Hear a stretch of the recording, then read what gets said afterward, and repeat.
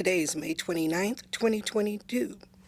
My name is Sheridan Schwartz, and I'm interviewing Mr. Michael Glaspie for the Commemoration and Contextualization Initiative. We're on the University of Houston campus, the University of Texas at Austin campus. I'm sorry, I had a flashback. So we can do that again. Sorry. We're in the University of Texas at Austin campus in the Moody College of Communication Studios. Thank you, Mr. Glaspie, for agreeing to this interview. This interview is being recorded, and the unedited copy will be housed here at the archives at the university. Please let us know if there's anything you don't want to discuss, and we'll honor your wishes. If there's any topics that you do want to discuss or stories you want to share and haven't been asked about it, please let us know that as well. Lastly, if you want to take a break, get a drink of water, think about a question, let us know. Thank you. Can we start with you growing up? Can you tell us a little bit about your background and hometown? Okay, I was born in Marshall, Texas, Deep East Texas. When I was 2 years old, my parents bought a home in Tyler. They both were educators and ended up working in different cities. So they decided Tyler would be my home, our home, should I say. And, excuse me, I ended up following my mother wherever she was, and she ended up teaching in West Texas, a city called Stanford. In fact, she was my first teacher. From there, we ended up moving to Fredonia, right outside Kilgore. And so I ended up going to Fredonia School for the rest of my elementary training. And then when I was about to go to the sixth grade, my mother got a job in Tyler as an elementary school teacher. So we moved to Tyler, and I started my junior high school training at Emmett Scott Junior High School. And then I went to high school at Emmett Scott Senior High School in Tyler and finished there. So that's sort of a quick overview of my youth. And what year were you born, sir? I was born in 1947. So growing up, you spent your early years in 1950 East Texas.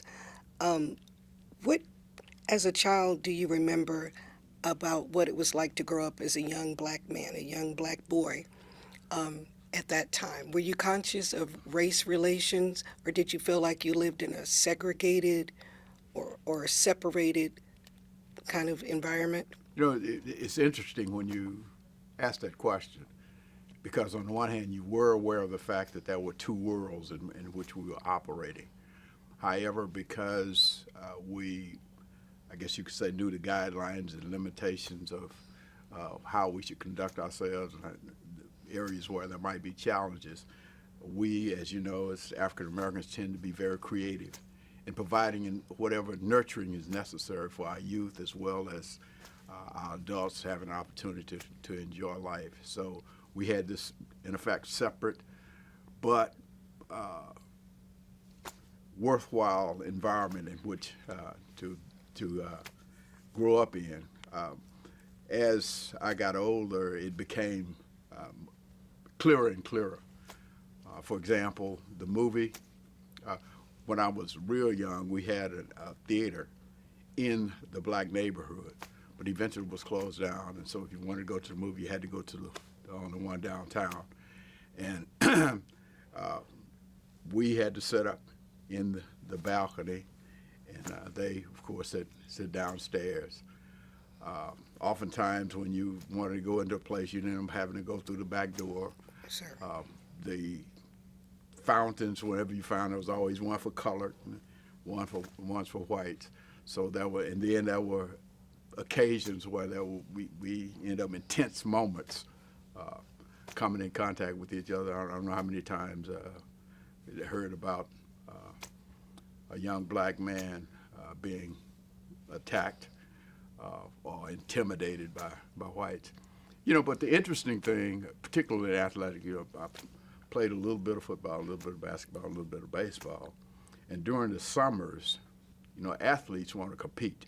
Yes. So we'd actually, the white guys and the black guys, we particularly playing football, we get out and play against each other. So it was a dynamic, interesting environment to be brought up in, and you, on the one hand, you were challenged in terms of being able to understand potentially what you could do with your life, but then on the other hand, back to the particular environment we were in, we were blessed to have exceptional teachers in our schools, and they really cared for us. And in fact, we don't want to, I'm glad we're not calling the names, but my junior year, the year in which I really should have learned how to write, we had a lady who was not really engaged fully in doing what she should do. In my senior year, I was very fortunate to be assigned to an advanced English class, and the lady who was a teacher realized that I wanted to go to college, and she really taught me what was necessary to be able to get through English. Then on top of it, we had some exceptional science teachers, and math teacher. I ended up majoring in math. And amazingly, I was wondering, did you say most of your classmates and teachers, were most of them white? Were most of them black? Was there a mix? And did you feel... It wasn't the most, it was all. It was all. There we go. Yeah. Well, I went to an all-black school. In fact, Tyler was not integrated, I think, until 1968. Yeah, certainly. I graduated in 64. Late 60s, yes, sir. And then it was interesting, that process. They started moving our best teachers into their classrooms, and I won't mention what happened. That's an ongoing discussion. In fact, this English teacher I was telling you about, that was so good. Yes, sir. When they tried to move her out, she retired from public school and then started teaching junior college, because she just did not want to be in a position where she was not delivering what she should be to, what she felt she should be to those she was really interested in helping. Mr. Glaspie, when I hear you mention coming out of Marshall, which would be the home of course, the historic Wiley and Bishop colleges, I hear you mention Tyler near Kilgore. These are all places with a pretty serious college presence, junior college presence. Would you say that education or the educational environment had been around you most of your childhood? Or? Yes, my grandmother, my mother's mother, eventually ended up being a teacher also. She ended up actually getting her degrees after my mother had left school. But that sense of getting an education touched in. My mother and her sister were both educators. My dad was brought up on a farm in Tatum. It's a very, very rural area. But my grandmother, his mother, had this sense of the significance of education. And so she made sure that they went through high school. And what they would do is, during the course of harvesting and all, they set aside just enough to help him. My dad was the oldest, to help him go to Bishop. And so he started school there. And that's how they funded his And when he school. finished, he in turn invested in the next one. In fact, I have five brothers and one sister that were in that family, and all but two of them got college degrees and were teaching. That's amazing for that time Right. in East Texas, Right. for a black family to say that And many as I say, went they on. were farmers. I mean, Yes, sir. And you would think, under normal circumstances, my grandfather and grandmother would have focused on making sure that they were invested in farming, but she had this vision of how important education was. So that was a theme. You felt perhaps that there were expectations or things that... To be honest, as I was growing up, it never was a question whether I was going to college or not. The question was where. Where? Yeah. And that is, and that gets to be a question. Certainly your family would be an example of where HBCUs Right. allowed them to get some significant education, and then more formal education, as both of your parents had graduate educations, which is, Yeah. quite unusual for that time and that place. In your mind, what were the expectations for you? You said you knew you were going to college, but where? Did they have any preferences for you? Was it your choice, their choice? Did it take a village? What were some of the decision making when it came time You know, to go? I hadn't really focused a whole lot on that particular question, but thinking back, my parents never did really direct me one particular place or the other. They allowed me to take a look at what options may be out, and then make a decision on which one I wanted to go to, which school I wanted to go to. And would you say, you mentioned both your parents were educators. Were they involved in any community activities, fraternal groups, voter registration, things like that? Did you see them participating in community type They activities? were active. You know, my mother was in Lynx, and she's a Delta, and what is it?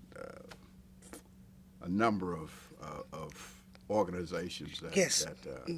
and of course, with her being a part of it, my dad worked. The thing is, my dad typically always had to work Yes. out of town, so he was not there to be involved in a whole lot. But one of the things that I guess one of the things that was so impressive to me was that I could hear him get up early Monday morning so he could drive to wherever it was. And whenever there was some key event that I needed to participate in, he would be there. So I just really, in fact, I was asked a question at one time, who was my heroes growing up in life? You know, everybody, Martin Luther King. You know, I said my dad was my hero. Yes, sir. And your father was an educator and a principal and Right. an administrator, Right. so he would be assigned to some school districts near or far schools, Right. but still managed to be an active part Right. and participate. Right. When it came time for college, what were what were the schools you were considering, and what helped you to make your decision? Well, I really narrowed my choices down to four. Mm-hmm. Of course, University of Texas at Austin, University of Oklahoma, Howard University, and the University of North Texas State at the time. And I submitted applications to all of those and received admission notice that I was eligible for admission from University of Oklahoma, North Texas State, and Howard. But it took a little while for me finally. In fact, I had to come down to Austin to find out whether I was accepted to UT Austin or not, and I found out I was. And, to me, that was just no comparison in terms of the education I could get, coupled with the expense, how much it would cost me to do it to UT Austin. It just didn't make any sense to go anywhere else. And what year was this? You mentioned coming out of Emmett Scott High School. 1964. So 1964.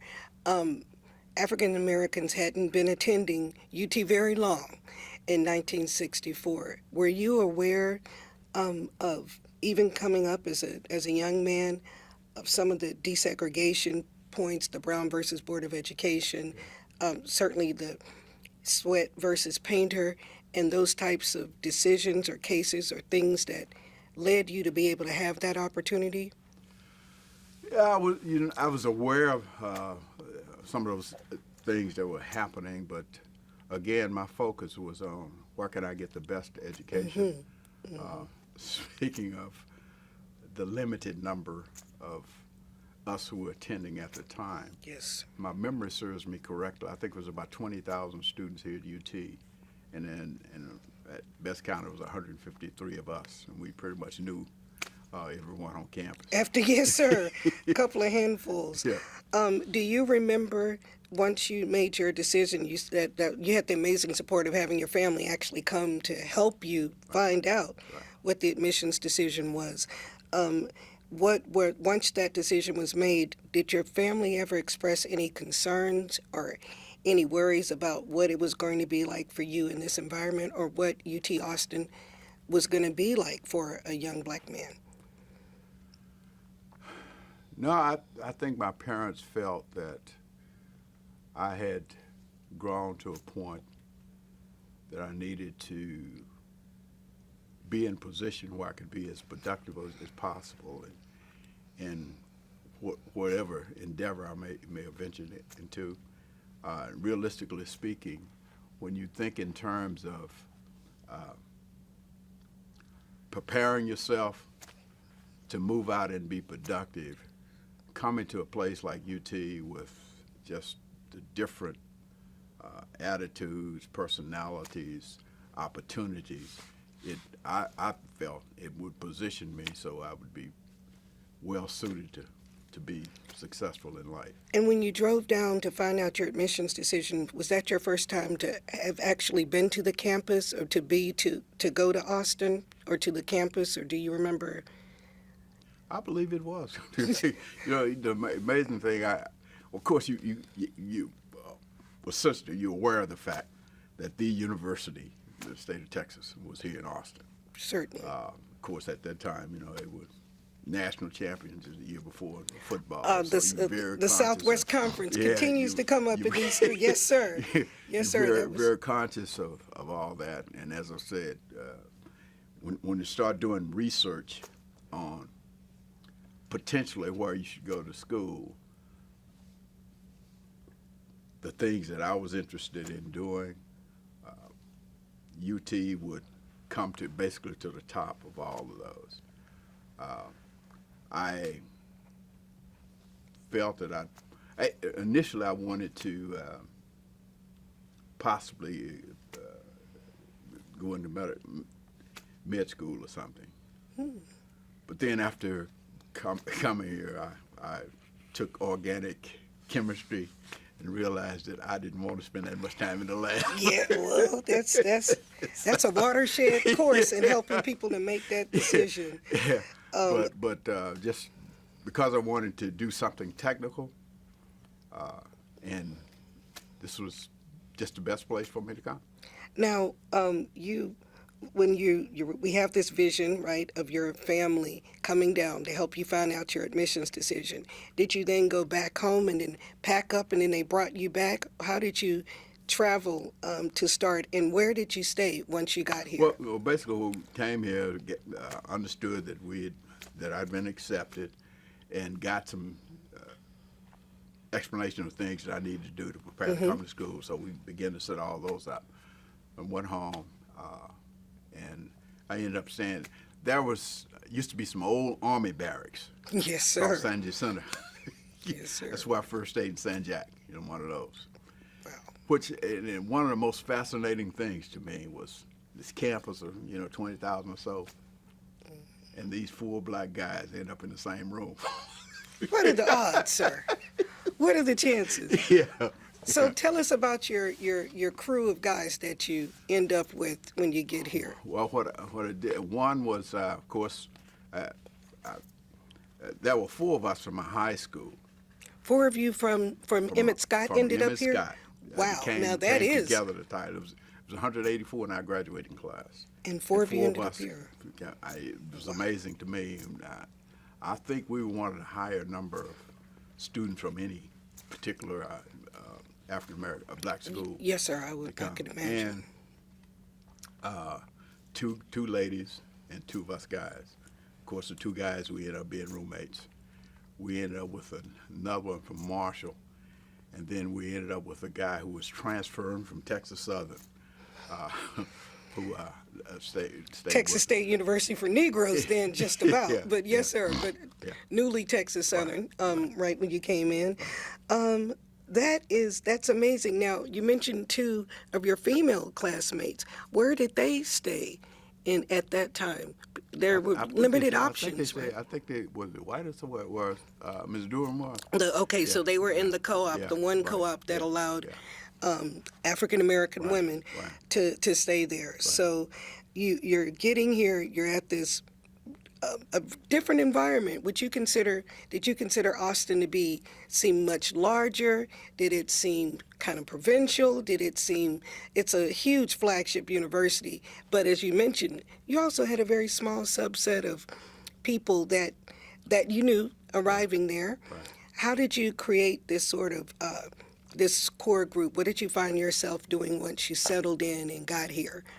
Entertainment, who you hung with, who did you have lunch with or eat dinner with at the... The gentleman who transferred from Texas Southern was a member of fraternity Alpha. And so we got close, and he kind of lack of a better way of putting it, kind of plugged me into the Alphas. Of course, you would... When you say plug you in, sir, explain, if you don't mind sharing that for our... No, when you say plugged you in. Of course, he got involved with the Alpha brothers that were on campus. Yes, sir. And in turn, he introduced me to them, and I got interested, and I ended up pledging Alpha. Of course, you come in contact with people as you were going across campus. As I said, we knew just about every other African American on campus. Yes, sir. And we would socialize at the student union. We'd have our little social gatherings that, in fact, we eventually had what was called the Black Room.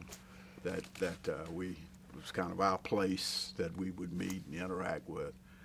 So what happened? We developed, I guess you could say, our own little cultural infrastructure, so that we could be comfortable on campus and keep encouraging one another, because you ran into your challenges along the way. And it's always beneficial when you can interact with people who are going through similar kinds of things and encourage one another. I would be remiss in not noting that starting with Heman Sweat, obviously the very first black to enroll at UT, then at law school, coming from Wiley Right. in Marshall, and Mr. McKinney, Mr. Hawkins, some of the other precursors, that this theme of Alpha Phi Alpha Right. being the first African American undergraduate fraternity seems to be you're all members of this group. Alpha Phi Alpha was certainly the first fraternity on the campus here. So what was your process when you talk about things you did, getting involved in activities? That's certainly a big one. What was that process like? I understand that it wasn't the 3 or 4 week process that young people generally have now for membership intake, but you mentioned that you were sort of mentored by them, Yeah. got interested in this group. Can you tell us a little about that? Well, they had what's called, I guess you call it introductory club, the Finks Club. Sphinx, yes, sir. That you had to become a part of first, and which basically indicated that you were very interested in becoming a part of Alpha Phi Alpha. And I ended up fall of '64 getting to know people. Spring of '65, I joined the Sphinx Club, and then the fall of '65 I pledged. And Yes, sir. so it was and it was actually 2 of us who started off, and the other person dropped out. Oh, so my I goodness. ended up pledging. I think I'm the only one who pledged by himself. Oh my You know, goodness! yeah. Do they call that a solo dolo, sir? In fact, my name is Olo Solo. My goodness! Oh yes, I bet it was. So, and that was spring '65. You were that was the fall of '65. fall '65. So Right. that was almost a semester-long process Right. in itself. Right. Wow. So that definitely In fact, was it different. basically started in the fall, and December was when I was finally anointed being an alpha male. Well, there you go. If being first, PHYRST, means anything. So you mentioned that you certainly had your alpha brothers. Add something to that. Yes, sir. I believe it was, I think it may have been spring of '65 when the alphas identified a house we had an Alpha House there. So I was A dedicated property, dedicated area. dedicated for where brothers were actually staying. In fact, I moved in for a while myself after I pledged. So, and that became sort of a social attraction, because we could have parties when we wanted. Yes, to sir. have And them. was this a standalone house It was a standalone house. Okay. Yeah. Wow. And where was this? I was going to say. It was right off campus. Wish I could give you the. But nearby, It was very near. Yeah, near yeah, campus. Yeah. And so I have to ask the question. We know, of course, then freshmen weren't allowed to have cars at UT, Right. no matter what, Right. when or where. So what did you guys do in terms when you were on campus at the former barracks for transportation? Were you able to get to nearby, like the co-ops? Were you able to get to HT? Did you have much incursion, so to speak, into Austin or East Austin, into the city? What about for entertainment or church, for example? First of all, remember, UT is fairly self-contained. Yes, sir. So you basically able to walk to wherever you needed to on campus, and then there's a support system around restaurants and shopping center around. So from the standpoint of just your basic requirements, those were pretty much taken care of, being within walking distance.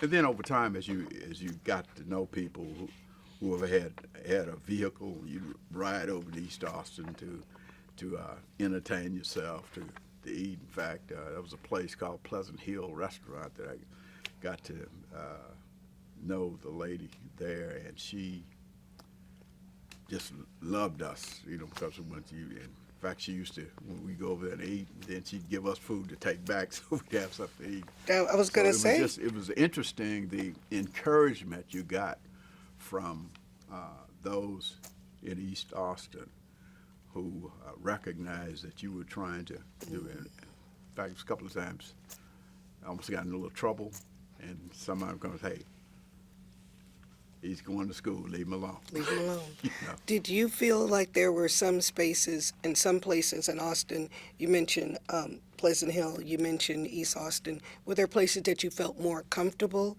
in the city and some places that you did not broach or didn't breach or didn't feel like even being a UT student was going to be enough to, or did you feel like basically the city was yours, you had the run of the town?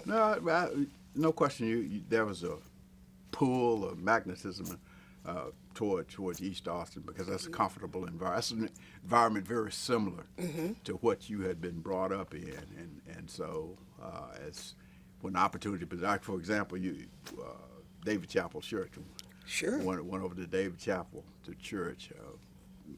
Found clubs over in East Austin that we would go to, restaurants. And so we spent a great deal of time over in East Austin, Houston-Tillotson. That's right. Yes, sir. And that was this natural connection because the Alpha chapter in Houston-Tillotson and the Alpha chapter on our campus. So it was, as I was saying, our social infrastructure was set up so that we could be content. Yes, sir. I won't say comfortable, but content with how things were, and you were in a position where you could do what you needed to do with school, but at the same time recognize that there's more to life than just this campus.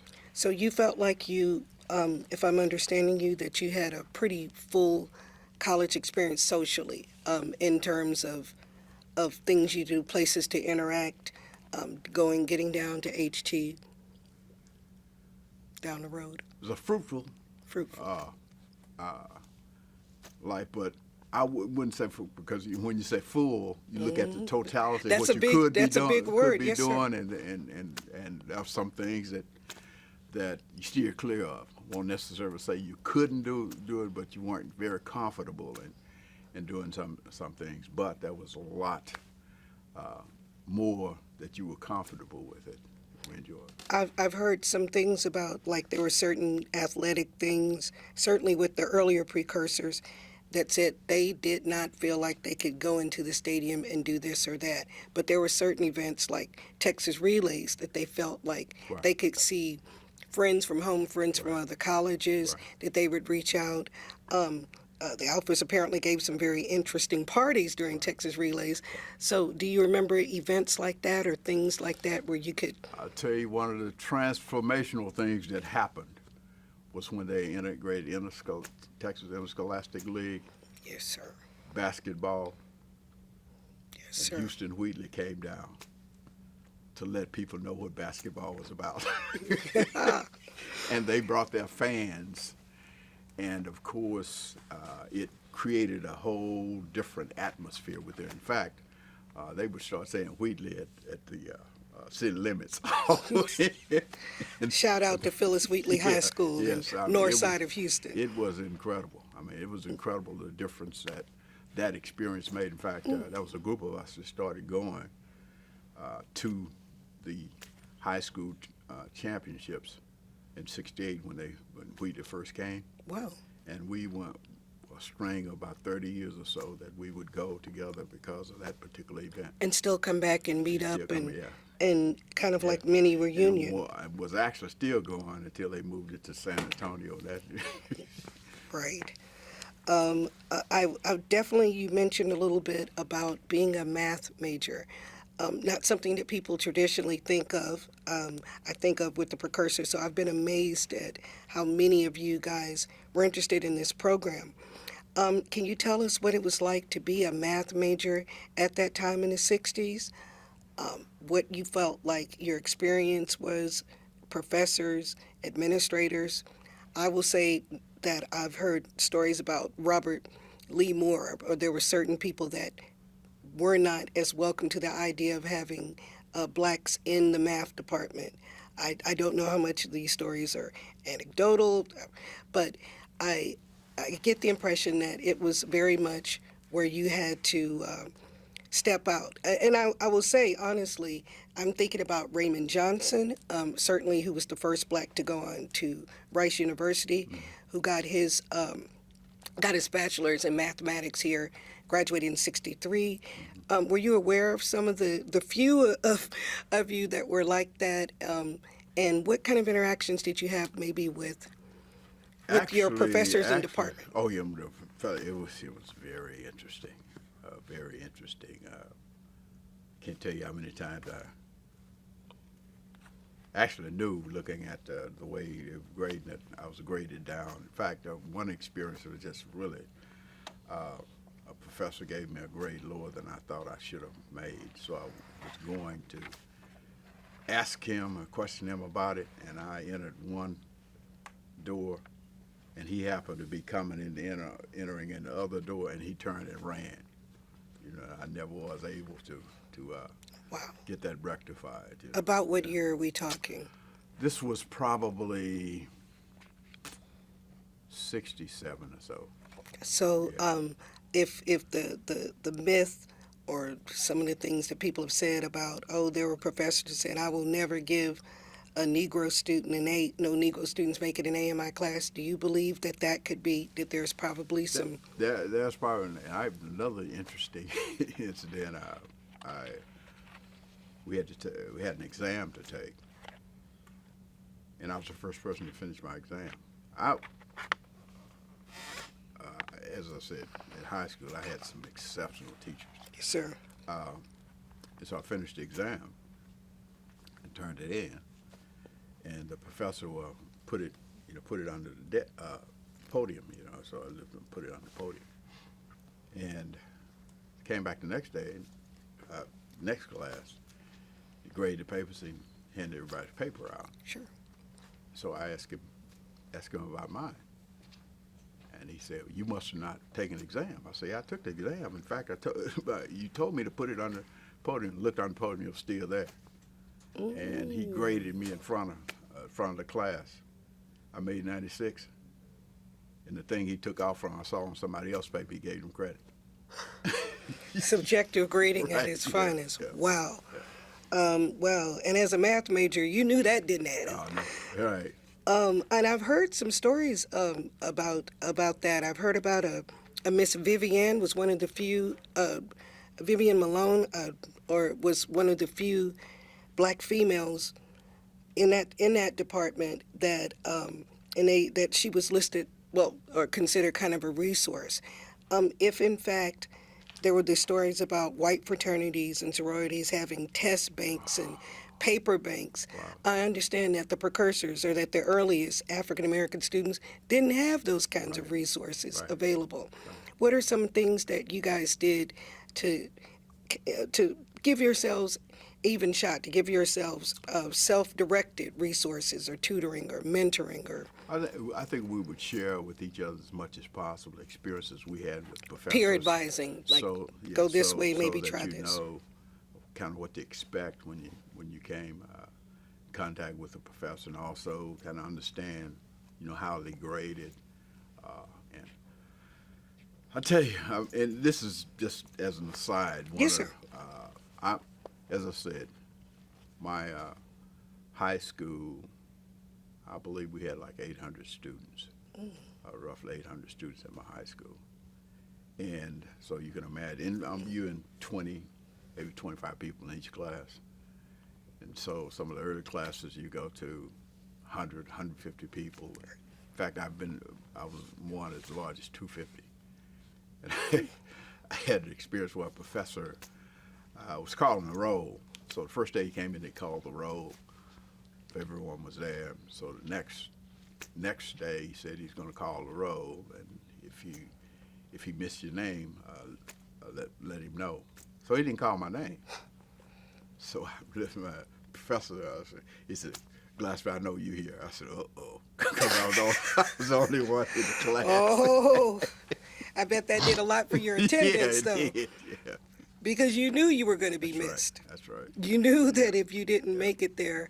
And what were some other things that you did? You mentioned kind of a peer advising, where they would say, try this, try that. Did you feel like you had to kind of develop an informal network of maybe tutoring or helping each other, or utilizing different resources that maybe weren't there for African American students formally? I think that I think it goes back to sort of the environment we were brought up in. Yes, sir. Because our teachers were those who were very concerned about us and would really listen to understand our unique requirements and challenges and try to help direct us through it. So I think we had sort of that same attitude in interacting with one another, and anything we could do to help each other, we tried to. And what did you have a specific career path in mind? Not that a major has to translate into a specific career, but I mean, it's pretty ambitious to be an African American math major at UT in the 60s. What did you have in mind, or what were some things you were thinking about for opportunities? That's a excellent question. First of all, remember my parents were educators. Yes, sir. I did not want to be a teacher. So, as critical as I think teaching is, I guess I kind of felt that my family had invested enough. So the question then becomes, based on my skill set, what is it that I should move into? And I had a very solid technical background.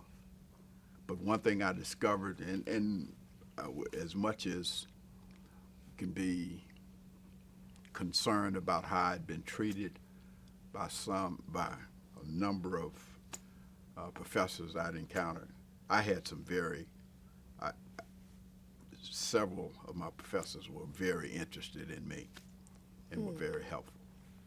And one of the things I discovered, I was pretty good at communicating, and had pretty good interpersonal skills.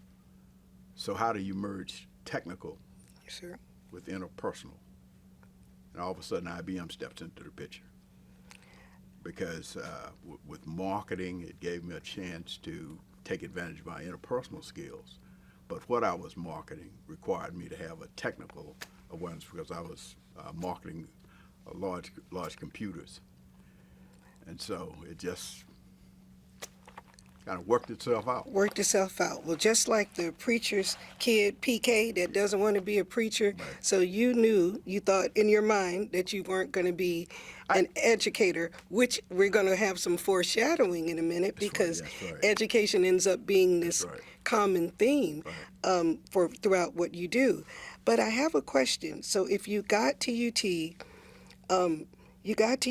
and I've heard from other of your colleagues and your precursors, Larry Jackson Jr. and some other ones, that besides the fact of having to come to UT, doing what you have to do, we're also hoping to stay out of the draft. So we have this backdrop of where there is, where, the Vietnam War is coming, the draft is being enacted, and yet, as an African American college student, you were still drafted, even though you were in college, as opposed to, in the case of a lot of students were able to get Right.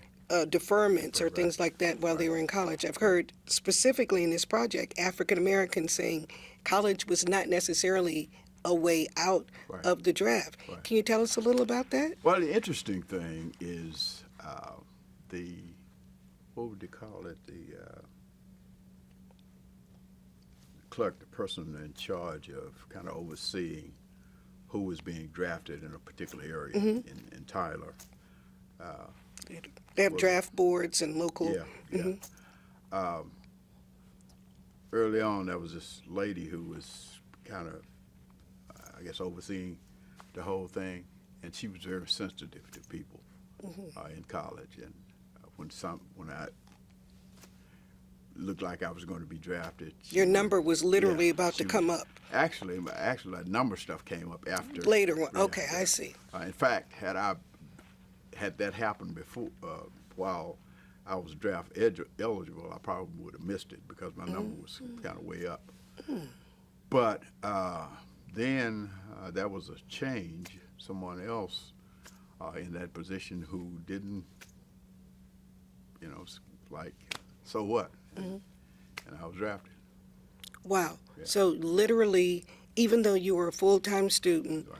in higher ed, which for a lot of people would have meant a deferment, it's amazing to hear these stories. Like I said, specifically in this project, we always assumed that was an automatic deferment, and I'm finding out, and I'm sure a lot of our listeners will find out And that the other that thing was I not. discovered, I didn't need too many hours to graduate. So, So can you tell us what year you were and about how far you were when you were actually drafted? I was drafted. I was actually inducted. Inducted, yes, sir. I think it was March 29th, 1969. Wow. So this was the very heart, and you were drafted during the very Right. heart of Right. the Vietnam Right. conflict. Right. Where did you end up going in? Where were you inducted, and where did you end up? I went to San Antonio. I guess you could call that an induction station in San Antonio, and deluded myself into believing that I had some knee problems and a few other things, and I had profile on that, and hoping that I would be told that I wouldn't. That you Wasn't weren't one of draft those. eligible Yeah, because of yeah. medical reasons. The doctor looked into my profile and said, "No, son." So my next concern became, because at the time there was drafting for the Army and also the Marines. And so my next concern was I didn't really want to go to the Marines, but I Wow. was very fortunate. For my sake, I guess, we ended up in the Army. But that was the worst night. That was, speaking of highlights, that was the low light of my life. The night that I knew that I had been inducted and was being prepared to be flown to El Paso. And this would have been in your third year, almost fourth year of school? Actually, it was in my fifth year of school. Yeah. Your fifth year? Yeah. And so you go off. Amazing. I mean, March 1969 had to be, as you say, frightening, overwhelming. Yeah. And where do you end up? How do you Where do you find yourself deployed? And how and where? First off, first time I'd ever been on a plane. They flew me from San Antonio to El Paso Wow.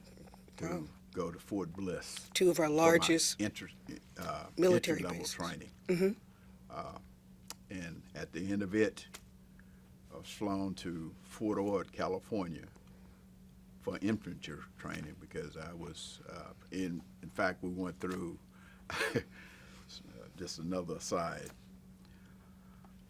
We go through this, I guess you could say, call it interview process to define potentially what you should do when you're in service. And because of my background, I basically qualified for almost everything, you know, administrator. But no, they stuck me to the infantry. So I took my training in Fort Ord,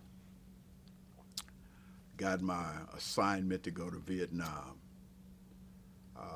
Had, I think, a couple of weeks that I was furloughed. What do you call it? Just before I had to take off. They gave me a couple of weeks off. So I came home, and of course I extended that. I went to Houston and enjoyed myself as much as I could, and ran out of money, and called my mother and asked me to asked her to send me some money. She said, "Boy, you supposed to be gone." I said, "Mom, what they gonna do? Send me to Vietnam?" You know? Oh, wow. But anyway, so I had to ports off. We flew from Dallas to Washington, and from Washington I flew to Vietnam. Washington State, sir? Yeah. Right, okay. Washington State. Flew to Vietnam to can't think of the name of the place now. But anyway, from there I was assigned to Chulai, Chulai. Yes, sir. Was my duty station. So I basically went on search and destroy missions, carrying M60 machine gun out of Chulai for the time I was in Vietnam. Now, did you, when you think about reflecting on this, you mentioned a couple of medical things. You mentioned you were a full-time student. Did you feel as if your process was different because of your race as opposed to young white men at the time? Like, for example, you not being put into, I would think a mathematician would be very valuable to the Army, or someone that has that, who can do processing or data processing or do whatever I would say the nascent of that industry was, or engineering. Did you did not have much time to think about that as you were really trying to survive your process? Yeah, that was the thing you reflected on. You questioned how you were being treated and decisions were being made about you. But I have to put a plug in. You know, I'm a Christian. Yes, sir. And I always felt that the Lord was leading and guiding my life. So I just didn't spend a whole lot of time reflecting on things that I couldn't control. I focused on things that I could control and Him leading me through those.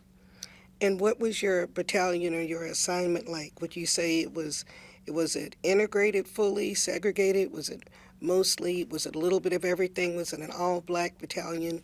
No, it was mixed. Like? It was quite a few of us, percentage-wise. Mm-hmm. Of course, we had a number of Hispanic brothers, and then a number of white brothers that were in the battalion. I mean, in the battalion in total, and then your primary focus once you're in is your company, and the company is the one that goes out and actually goes on these missions. Specific missions, sir. Yes, sir. Did you feel like perhaps having been at UT for a couple of years in that highly integrated environment in which you were really a minority in statistically and literally, right?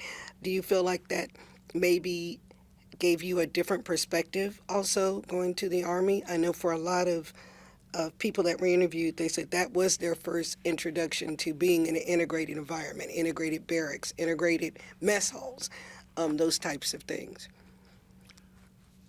To be honest, I was very disappointed what I saw because been in this environment at UT, interacting with all different races, and this is the United States Army.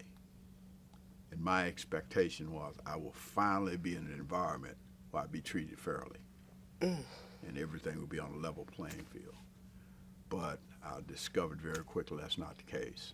Just give you an example. As I said, I was an M60 machine gunner, so they were very dependent on me anytime we got in a firefight to gain me jumping in so we could gain fire superiority over the enemy. Literally overpowering them. Yeah, and my company commander and everyone was always complimentary on how effective I was. I think I shared with you on the side that I lost my glasses at one time and tried to get my company commander to let somebody else carry the machine gun because I was a little concerned. He said, "No, don't worry about it. I'll point, you just shoot." You know? Wow. But I was, just to give you an example of kind of what happened, one of the things I was, again, mentioned the Lord always put the right people in the right place here. I ended up having our company ended up with a black master sergeant. First sergeant was black. And this Came is in. 69, This was 70? 69, yes. Wow. Yeah. And he found out, I guess, about my educational background, and he just felt, especially looking at who was in the field and who was in the rear, that I shouldn't be in the field. But at the moment, there wasn't a whole lot he could do to change it. But this opportunity came up in our division now. Okay. The company, 4 companies make up a battalion. Battalion. 4 battalions make up a division. Okay, great. So within our division, Okay. this opportunity came up. There were only 3 people they identified as being qualified. Me and 2 white boys. Excuse me, I probably shouldn't say it. Okay. And that was, I believe, they delayed in getting the information out to me that I was one that was eligible. So they finally brought me in. And when I went to interview for the position, they'd already made a decision. And I didn't even get a chance to interview for it. But the black first sergeant indicated, "Mike, I'm not letting you go back in the field." And so he found a position that he wanted me to do in the company. And I ended up picking up the mail. I Sounds a lot safer. can't help but weave in how the Lord has led my life. That sounds a Yeah. lot safer, sir, than carrying the M60. One of the things I had to do was get the mail. The battalion mail clerk and I got to be pretty good friends. And he basically taught me how to handle the battalion mail. Lo and behold, he broke his ankle. And they were trying to pull me back into the field, but I was the only person in the battalion qualified to handle taking care of the mail. So that kept you That out. kept me, yeah, it kept me out. Do you think that having a black master sergeant who actually took the time to find out what your qualifications were made the difference in you not being Right. out in the field, Right. being Yeah, the lot of last few months of my time I was over there. Yeah. cannon fodder? Yeah.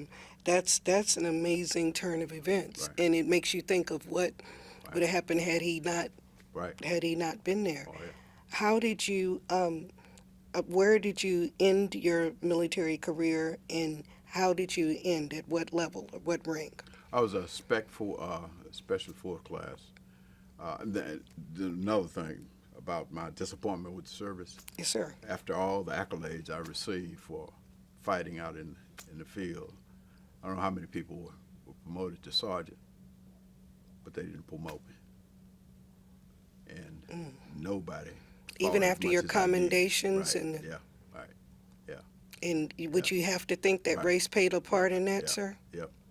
Yep. Did it make you not at that point? Did it give you an idea that the Army or that the military wasn't going to be a career that would treat you fairly, do you think?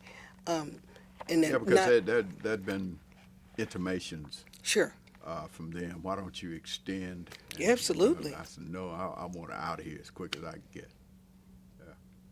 And how did that, so how did you end up leaving? You mentioned you're a Spec Force What or happened? Army Yeah, Specialist what Force. happened was I was when my time was up, 365 full days. In fact, that was the expectation when I went over that the war was going to come to an end, but it was still going on while I was. That was optimistic. Yeah, Yes, I was sir. transferred to Fort Hood in Killeen.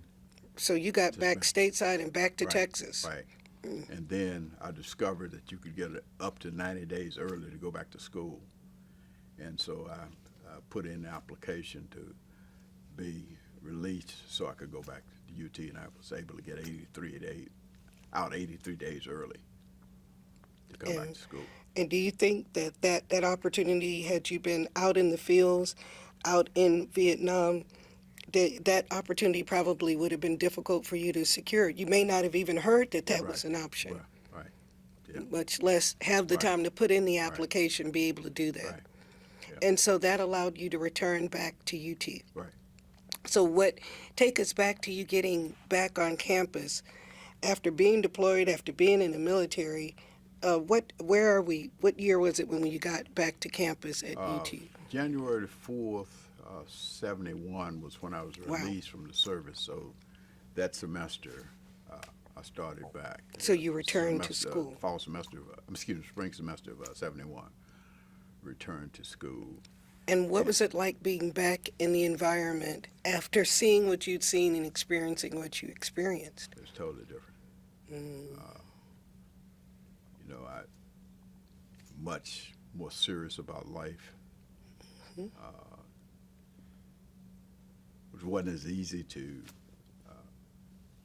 participate in a lot of the things that was going on because they seemed so trivial. And I guess the other, from a school standpoint, since I didn't have potentially being drafted hanging over my head, I spent time, I said, let me back up and see what I want to do with my life beyond just getting a math degree.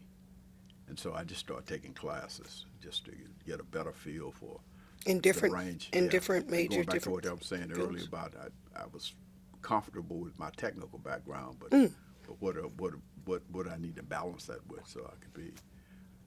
So I started taking business classes and all, and I met a brother who was working on his MPA, Master of Public Accounting, and he was telling me about the business school, and that I ought to take a serious look at either something like that or maybe getting an MBA. The business school here at University of Yeah, Texas? business school here at University. So Not a lot of brothers looking at that in the early 70s. Right. For so the number of black MBAs That's was very small Yep. statistically. So I started, as I said, taking classes. I really liked economics and cost accounting.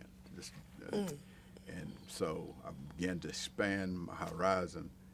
And then this idea of what I wanted to do with my life started taking a little more form with the technical and the ability to interact with people on a interpersonal skills and business skills.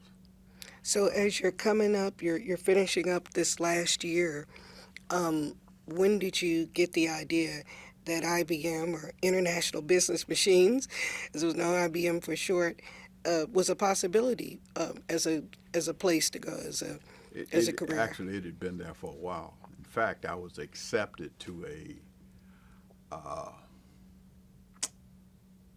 what do you call it? One of those programs they had for Like a training program or they had college, for juniors? while they were in college. But I didn't get a chance to take advantage of it because I was drafted. Of course. So that coupled with the fact I had a real close friend of mine started working for IBM. Okay, and what friend was that, sir? His name is Thomas Stigpen. Ah, okay. Yeah. And he And so you knew him from school. Yeah, You knew him from school. In fact, right after in fact, as I was pledging Alpha, he came down to visit the campus to see whether this was one. So I was kind of, like a better way, was kind of his guide that weekend. So we struck up, and we've been friends ever since. You know. And he started school. In fact, he started school under an IBM program. Ah, okay. And so IBM came to mind, and with this opportunity to possibly take advantage of the training program, I really began more and more focused on IBM. So when I came back, merging the technical with the business and interpersonal skills, marketing at IBM just made sense. That's it's interesting when again one of your fellow colleagues and precursors, Mr. McKinney, spoke a little bit in another interview about IBM, what it was like. Did you, as a young black man coming into IBM, did you feel like having your UT degree, and by then you've graduated with your math degree, did you feel like it gave you a certain credential, a sense of bona fides, as the old folks used to call it? It gave you the advantage of having a degree in hand that couldn't be questioned. Right. Or tell us a little bit about what that process was like. IBM may not have been the easiest place for a young brother to get in the door, especially selling, since IBM's customers then were all corporate. Right. So corporate or institutional. So tell us a little bit about that process. Well, and if you think UT or having a UT degree even played a part.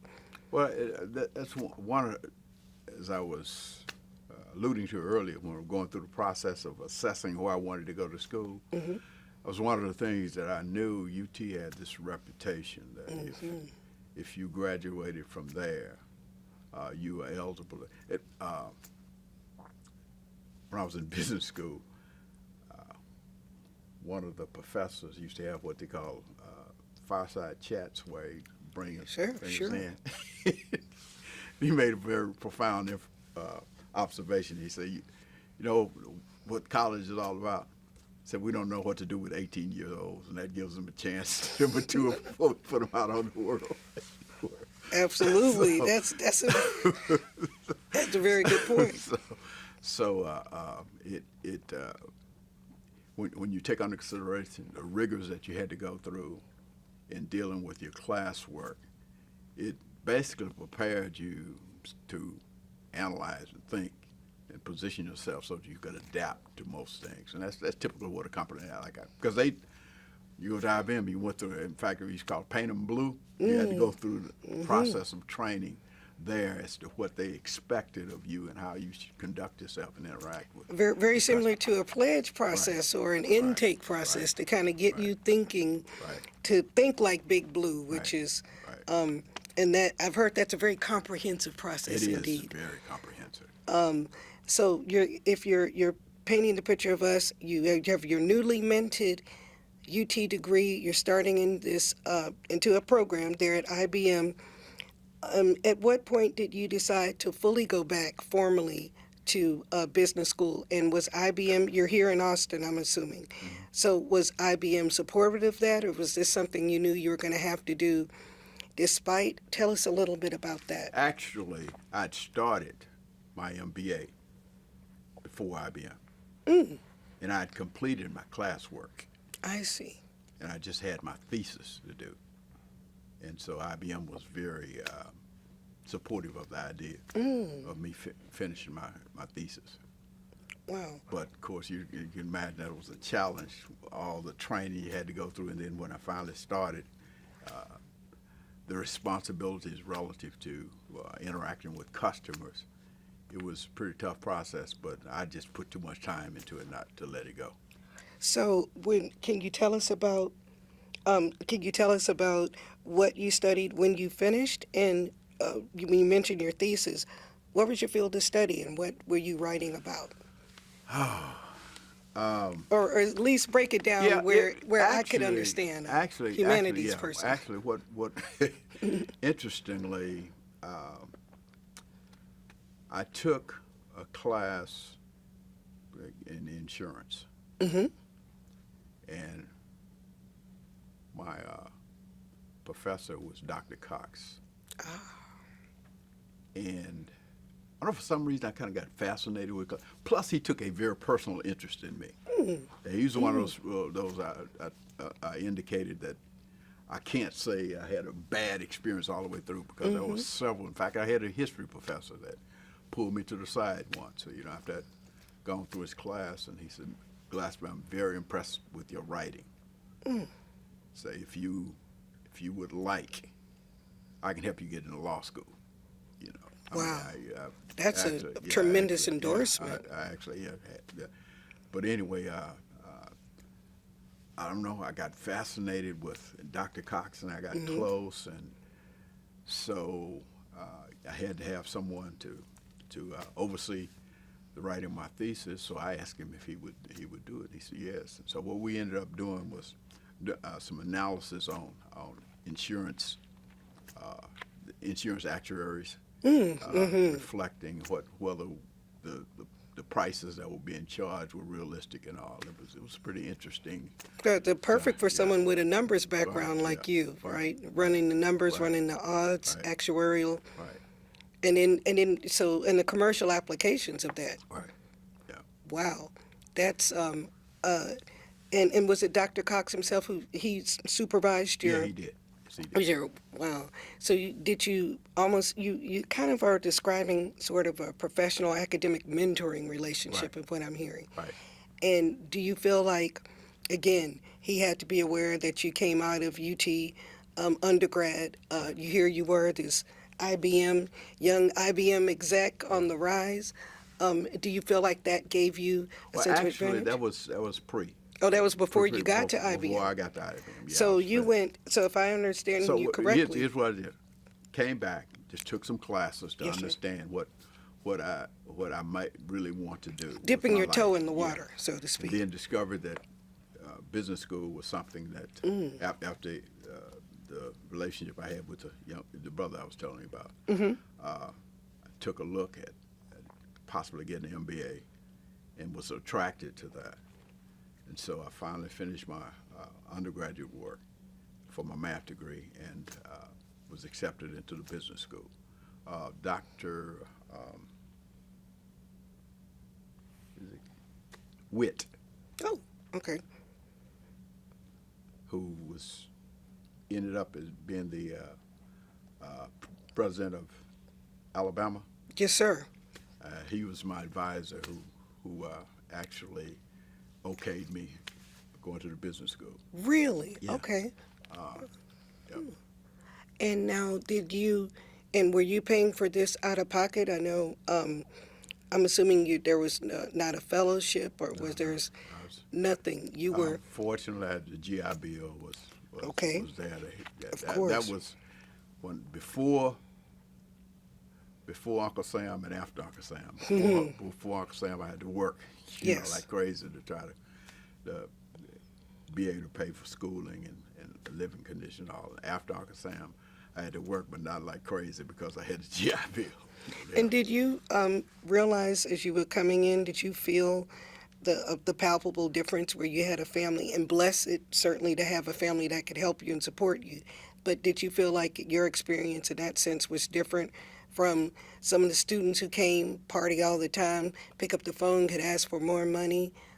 Were you aware that maybe the stakes were higher for you while you were here, that your responsibility level, the vision, you're a very determined man from what I'm understanding, but the option to not fail, to not flunk out, how would that have, if you'd come and said, hey, I got put out, or I'm on probation, or I can't go back? Well, I had my probationary experiences. you had along the some- way, you had some but little- I didn't let them stop me from pursuing my ultimate goal. Back to that determination that we talk about. Just you, my view was that life offers opportunities. The fewer credentials you have, the fewer opportunities you have. Understood. And so I felt it's imperative to be as credentialed as possible, so that I could make a decision on what I wanted to do with my. In fact, just as an aside, when I was drafted into the service, one of the things that hit me was, the control that folk can have over your life, and so I wanted to put myself in a position where I could have as much control as I could. Self-determination. Yeah. Sorry. That makes a lot. It makes a lot of sense, and it kind of leads us into some of these next steps. Now, you're in Austin. You're in graduate school, about to finish. When do you finish with that master's degree? And tell us, it was marketing. It was it was a master. It was an MBA. With a marketing focus? Marketing and finance. Yeah. Marketing and finance, okay. So you're living in Austin, you're at IBM. Are you single? Are you married? Are you living in the city or the suburbs? Or what was that like? And what married. year are we at now? I started working for IBM in September. In fact, September the 10th of 1996. Wow. Wait. I mean, I'm 1976. Okay, I was going to, okay. There you go. Yeah. And I got married in December 1974. So we were was married during that period. And when IBM was a great company to work for. I mean, it was just a great company to work for, because not easy to get into. Yeah, my wife we got pregnant. Just before I started working for IBM. And it's interesting, you wonder about how you're going to take care of all the prenatal stuff, and so when I started working for IBM, they picked up every bill that I'd paid before and everything. In fact, I paid bringing my child into the world.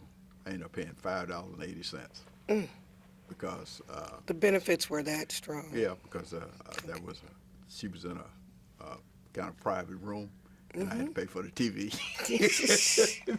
That's right. That's the major medical. Yeah. Now, so take us back. When you mentioned you got married in December '74, this was in Austin. Did you? I got married in Houston. You got married? I'd met my wife here at UT. Yeah. Okay, so you got married here in UT. Now, tell us about your wife. Where is she from? And you met her here at UT? She's from Houston. Well, so we know that you got yourself a good Houston woman there. the best that the state has to offer, right. if I can say that. Yeah. So you met her here at UT. When did she get here and finish, and what was she studying? She came in '72, and she majored in business. Wow.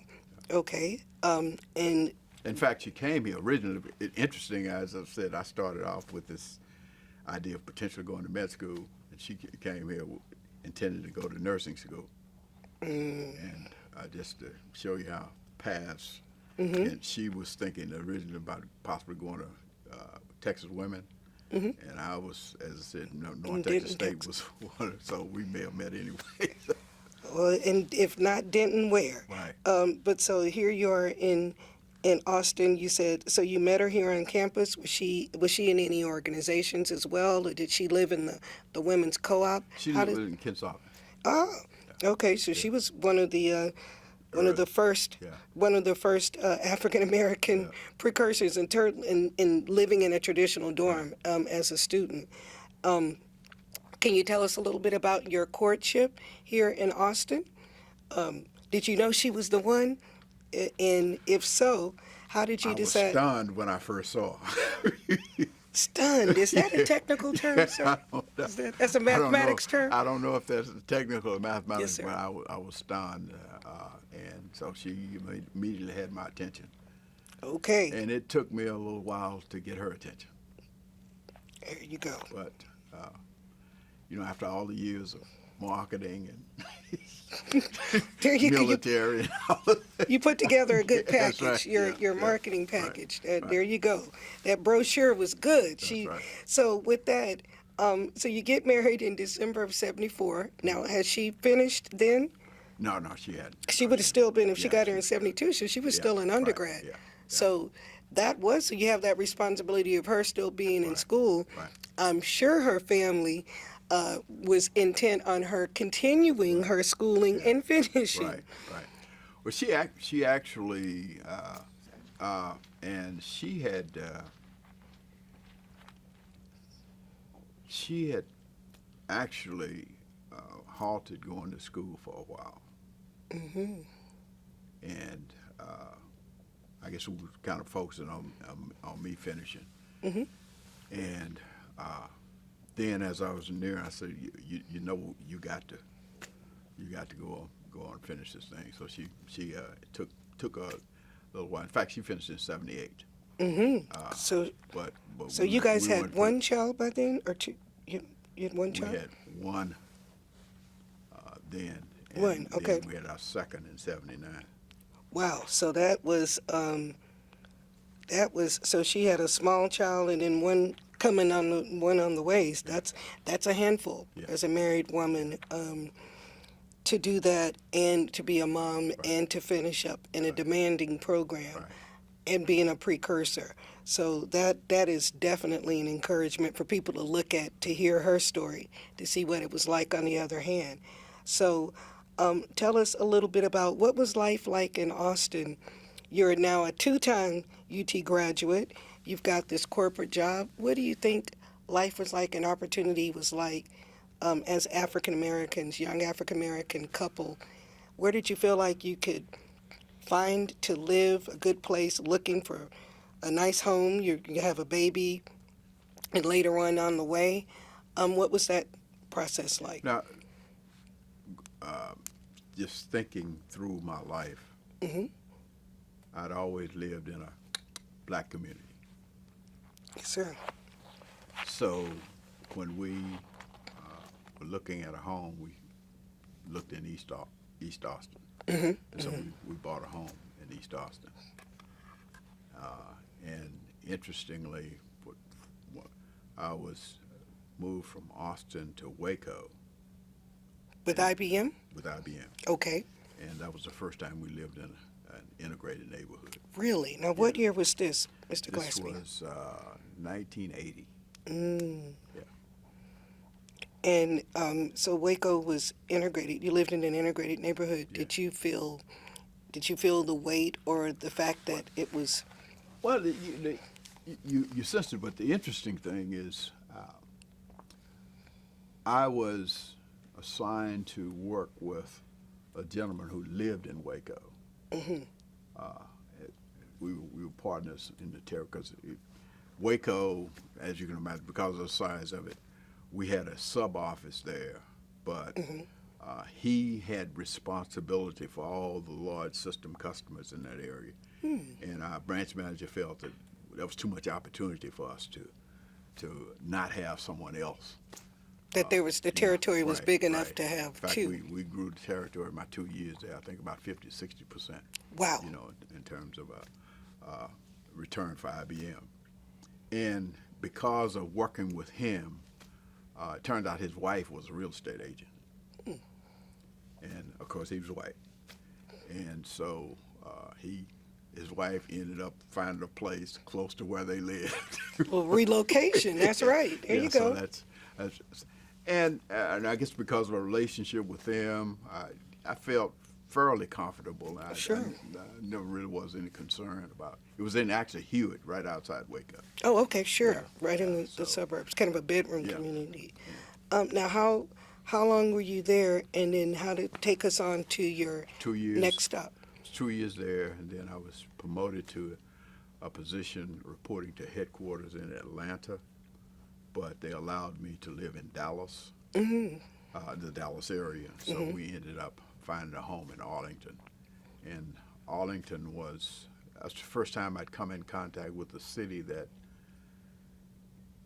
didn't have a huge split in A black neighborhood. literal Yeah, divide. yeah, yeah. This side of the That, tracks, that was the a other little, that was side. a little small neighborhood that had been historically African American.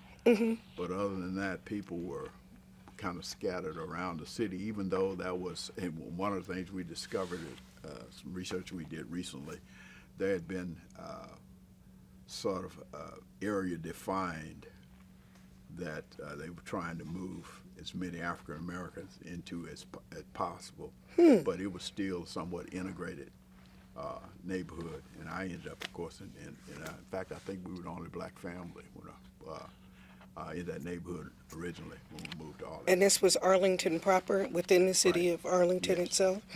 And so, so that's taken us to what year about, Mr. That was Glaspie? 1982. So 1982. You know, in Arlington, you have two kids then? 2 kids in, yeah. So your wife, and was she working, or she was a full-time What- mom and housewife? Or? No, yeah, she was working actually. She started off in retail and had worked for Joske's and then Dillard's, So, and we ran into some racial concerns with her while working at Dillard's, and so she ended up leaving there, and she started working for an insurance company. And when we moved to Arlington, the person who was heading up the agency in Arlington was leaving, so she was able to come in and take over that agency there in Arlington. now, as you guys are moving, and as young couples do, as you get more opportunity, you pack, you move, were you still having contact with your former classmates and fellow alums back at UT, or any that you would see regularly or get together with? And I know you mentioned you're an alpha. Is your wife in any No, she's organizations? not. No, she- Did she? So were you guys involved with Black alums or Texas X's or any kind of well, informal or formal? Well, informally, we Texas access, but that was my closest friends. Those I mentioned: Thomas Thigpen, Dan Bailey, Milton Lee, Art Taylor, Oh, sure. and we all came over to UT. We still, after all these years, we get together. In fact, Thomas, Dan, and I annually go to a little getaway in October. So you do like a little retreat every Right. fall? Yeah. Is it Yeah. rotating locations, or No, is no, it it's, a it's secure location? it's You in can't North, tell us. Yeah, North Carolina. Okay. It's in That's North all right. Carolina. Yeah. We know a little something about that. That's Yeah. okay. We're on a need to know basis. Right. But the point is, you guys do get together. Right. You still regularly. They're a Yeah. part of your social Right. circles Right. to this time. And what about the role of the church at this point? I would think in Waco, did you, for example, find places that were comfortable to worship? And then now in Arlington, as you relocate, where did you end up going to church? Or Mount Olive in Waco, and then we ended up at Mount Olive in Arlington. and would I be correct in saying the church ended up playing an important role in your lives as you guys went along and as you moved? Oh yes, yes, it did. And Mount Olive is Missionary Baptist? So I think Baptist? it's Missionary Baptist. Okay. The Arlington is just Mount Olive Baptist. Mount Olive Baptist Church. And so tell us a little bit about that. As you're in the early 80s, you're here in Arlington, Let me, wife and the family. have to do a little background. Of course, when growing up, Take us back there. I knew I was going to be in church every Sunday morning. Mother and father made sure that I went to church. I was very involved in all the youth activities. And when I came to Austin, my initial thought was, I'm going to do what I want to do on Sundays.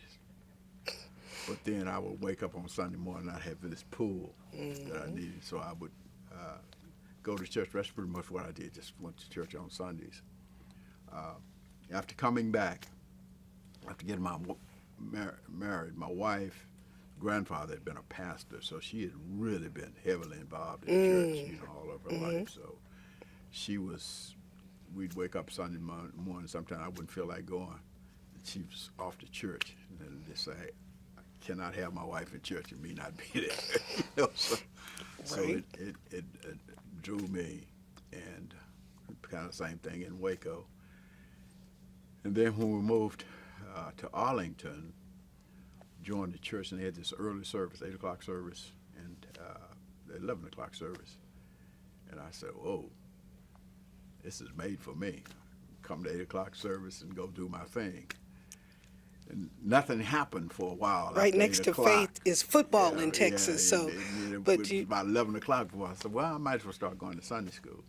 And all of a sudden, I got really back into the Bible. And next thing I know, I was called into the ministry. and it literally, as they say, you took the call. Tell us what that was like, and you then decided, if I'm understanding, to formally pursue that, or how did you go about that in this very Glaspie way? Like you looked at your options, and I was What- just What happened, in 85, I was, in fact, March the 31st, 1985, I announced, I acknowledged my calling to church. I was still working for IBM. And for a while, do what I could to help the church, and of course, take care of my professional responsibilities at IBM. But over time, you could sense this pulling away from IBM into the church. So eventually, in 98, I left IBM and started full-time at the church. Actually, I left IBM, I think, in 97. so. Yeah, After about how many years was that, sir? About 21 years. 21 years? Yeah. Okay.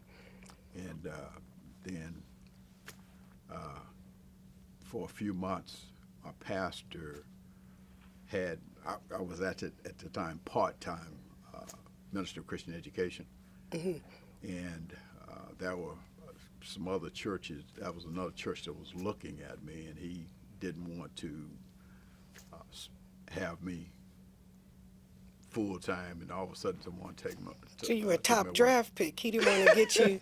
He didn't want you traded off. Yeah, but anyway, that church decided on another pastor, so he said, "Hey, I want you full time as a minister of Christian education." So I started my, I guess you could call it, professional focus on the church. And how did that take shape?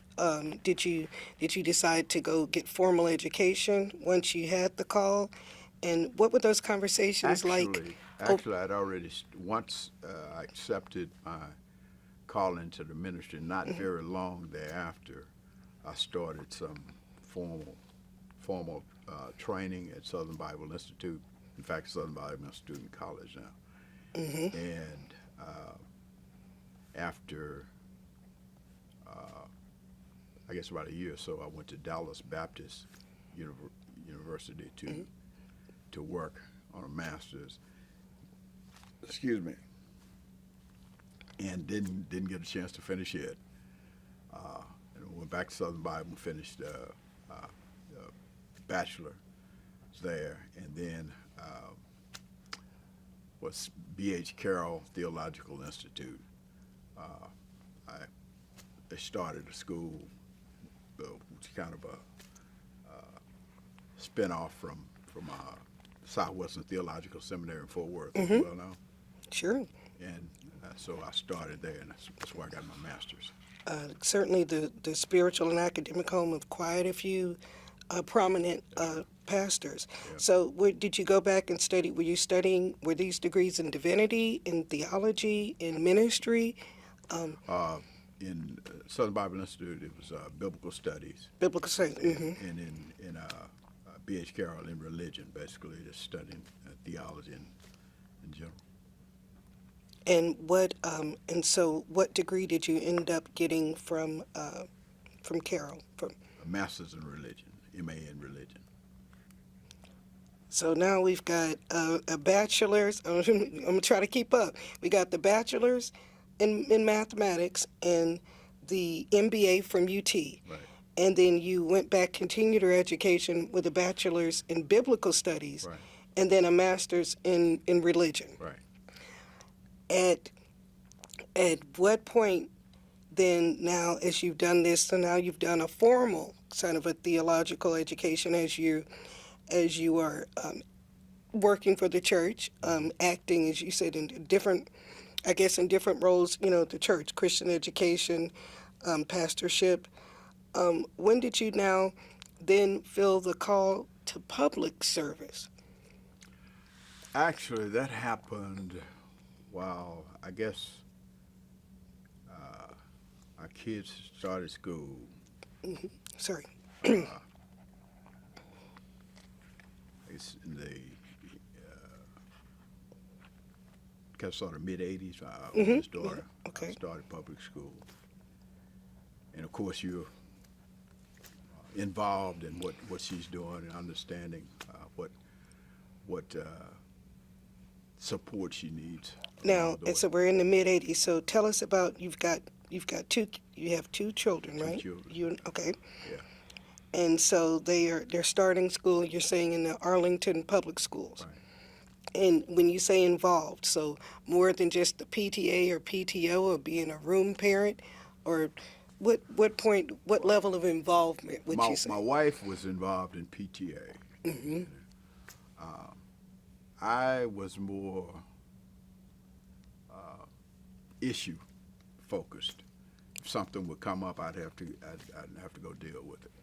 And tell me some kinds of issues or things or concerns or things that you were seeing in the '80s. My daughter ran into one of those teachers in English who felt that she was, because of her pigmentation, that it was an advanced English class, thought that she shouldn't be in. And so there were some things that came about because of it. And so I ended up having to go visit with the principal to try to figure out how to resolve it. And that's what ended up getting me into the school politics, because he was impressed with how I conducted myself in dealing with it, and how the two of us worked out an agreement that was beneficial for her and sort of eliminated the challenge. He basically moved her to a class with another teacher. And this was probably late to '80s. Yes, sir. When this happened.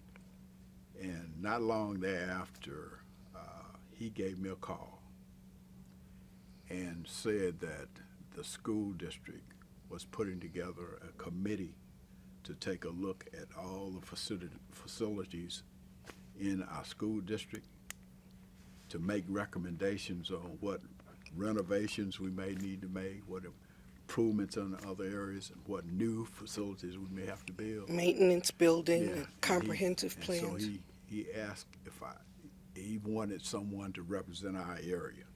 And he asked if I would consider putting in the application for it. And principal called you, asked you to. I said, yeah, I didn't think they were going to pick me. How wrong you were, Mr. Glaspie. So I fill out the application. Next thing I know, they come. So because of my background in IBM, they asked me to chair the information technology computer subcommittee, because technology was something that was becoming more and more important to school districts around that time. Yeah. So that was one of the things that we recommended, that we look very closely how we can exploit technology in the classroom, as well as we recommended a couple of schools need to be built, several need to be renovated. Dedicated lab spaces and you were probably the right person to kind of give a comprehensive. You could look at it from an institutional standpoint. What I didn't recognize was people were watching me. So toward the end of our surveying, and the superintendent called me. I went from the principal, now the superintendent called me. See? Yes, sir. He said, Mr. Glaspie, would you consider running for the school board? No, not, I never That's an thought about interesting that. way to do it, that the Yeah, superintendent yeah, made yeah, the call yeah. then. And then all of a sudden I started hearing other people encouraging me to run. So I prayed on it and finally didn't get any peace until I ran. Lo and behold, I got elected. So that kind of that. And then toward the, when 2008, I had a couple of well-respected businessmen in our community wanted to have breakfast with me. And they asked me, had you considered running for city council? I said, "No." Well, they figured if you could help improve the schools, Right. you could take that act to City Hall. Yeah. No.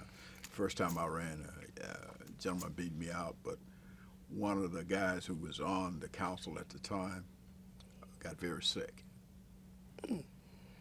And he had been very supportive of me in my first run. And so he decided that because of his illness, he couldn't fulfill his full term. So he stepped down. And so that election term, that was an unfulfilled term that was available. And of course, he really pushed me to run for it, so I ended up getting elected then. Was it like a special election for the? No, it was a part of the general election, but it was just an election for an unfulfilled term. For- And to- so I to had to run finish that out year his and then turn term. around and run the next year to get a regular, because it's 2-year terms. To I was get a going to full ask. term. Okay, so the school district there. I'm School sorry. district So the 3 city years. council, I gotta keep your servant leader. So I have to keep these. I have to keep these straight. So now you fell out. You finished this. You finished this term for the gentleman on the city council, and you then are going in for the next term. And now, are these at large? Are they district like? Are you representing?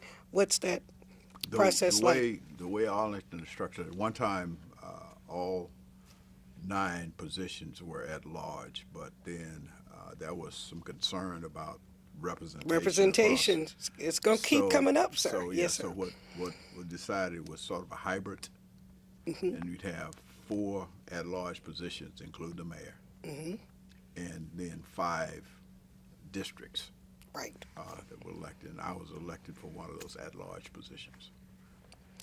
Now, what was it like now having pretty much a citywide spotlight and a citywide responsibility?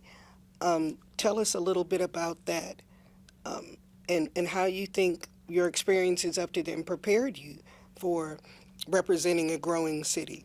Right, going back from you think back to the foundation that was being set when I was here at UT, being able to interact with so many people, and the other thing too, I took a class called Urban Studies. It was kind of a new field back then. Yeah, which was very handy, should I say, in being able to get a grasp for city operations. So you don't realize this as you're going through, but you are being prepared for your next move. Right. In reality, typically the door's not going to open if you're not able to walk through it. So I'd been gotten the things necessary so that I could step into that role and operate effectively. And now, did you? So, what years were you on? What years were you on the school district? I'm sorry, on the, as a school district board member. And what year do you transition into? If transition is the right word, getting elected back to back into your city council position, sir. I was elected to the school board in 1991 and decided to run for the city council in 2008, so I stepped down from the school district in 2008 so that they would have an opportunity to elect somebody in that position. And I ran for city council in 2008 and lost in a runoff. And then 2012, I ran again and was elected So through 2019. to 2019. So going into the late 90s on the school board in Arlington, when I was trying to do a little research, I did not find any couldn't find any African American members before you. So can you tell me a little bit about what that process was like, and if, and when and if you realized that the responsibility that you had as being the African American voice on that board, and or what were the challenges going to be thereof? One of the things that you realize when you are fortunate enough to be in a position, public position of visibility, is you hopefully get an understanding of how things are operated, and which puts you in a position where when someone needs some help, you can save them a whole bunch of time and energy by pointing them to the right place or Resource right or person, agency. Yes, sir. to get it addressed. So but the other thing too is, as much as you can't lose sight of the fact that you're African American, the real reason you're there is to make sure all of our kids get the best possible education. Absolutely. And in reality, the things that you want for African American student, for Hispanic student, for an Asian student, for a white student, the same thing. Be able for them to tap in to their potential fully. And it's ironic for the child of educators who didn't want to be an educator, right? That you end up serving for some time in this really key role in helping to integrate and have visions for an entire city and a school district. And then now you find yourself 2008 on city council. What were some of the biggest challenges? 2012. I'm sorry, 2012. Yeah. Oh, sorry, 2012. I got to keep it straight. What were some of the biggest challenges that were facing the city of Arlington at that time? We read about things about infrastructure and deals and Jerry Stadium and all sorts of things happening. What were some of the things that drove you, or some key issues or challenges you saw? I think one of the big challenges we had was Arlington had been the suburb of Dallas and Fort Worth that had just sort of grown because of strategic location, the resources that were there, and that was not the strategic focus and planning that may have positioned it to be even better than it was. So one of the things we had to wrestle with is how can we strategically continue to move into the future and be a viable city, and recognize that we're more than just a dash between Dallas and Fort Worth. You got this D-FW. And they used to say we're the dash between that. We had to become more than the dash. In fact, it's Dallas, Arlington, Fort Worth now that it's referred to. And one of the things we did early on, I think it was like 2014, 2015 time frame, we went into a rebranding study to take a closer look at ourselves and how we wanted to be viewed, and basically rebranded our city, redid our logo. In fact, our old logo had an A with a star in the middle of it. And one of the gentlemen who was helping conduct a survey asked me one day, what do you think is wrong with that? And you kind of tied into your history and your tradition. I said, hey, it looks good to me. And he said, don't you think that star is being trapped instead of being freed? And in reality, you want to view yourself as a star in the middle. And so we redid our logo so the star is in the A is made in a star-like format to indicate. And we tabbed ourselves Arlington, the American Dream City. And so we had Cowboy Stadium there, Yes. the Ranger Stadium. I Of course, got we to had ask Six you. Flags. I was thinking about that, Ranger Stadium. Yeah. One of the themes in some of these talks have been Bush stories. So we got to ask you if you have any stories about Bush, if you were there when he was chairman of the. I'm getting the look. Yes, that's right, sir. It was interesting when trying to build the new stadium in Yes, sir. 1994. The ballpark. Yeah. Yes, sir. He was he came to visit our church, and it's all these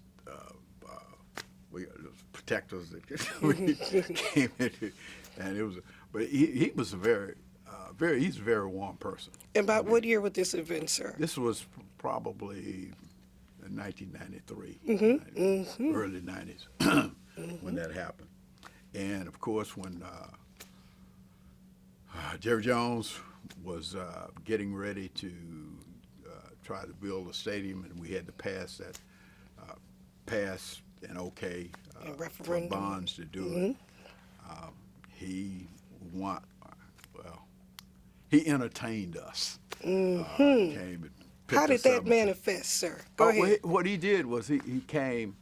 He had to send a bus over to pick us up, take us out at that time Valley Ranch to a meeting. Of course, had a nice meal for us. The Cowboys headquarters in Valley Ranch. And if you know anything about Jerry Jones, he's a marketeer, and he had everybody. A virtual P.T. Barnum That's almost. right. Yeah. Yes, sir. He had everybody really supporting doing that, and so we had these. What we had to do was sit back and as a council. Let's look at the elements, the resources we have in place. Let's kind of define where we want our city to go, and then define what we need to do to make those things happen. And we, Cowboy Stadium, we went in and passed a referendum to build a new Ranger Stadium. There was a company called Cordish out of Baltimore who does these live entertainment. And we'd been talking to them a couple of years or so before we finally began to define what we could do. And they came in and built Texas Live right there near basically between Cowboy Stadium and Ranger Stadium. And also they were in connection with the Lowe's family group, and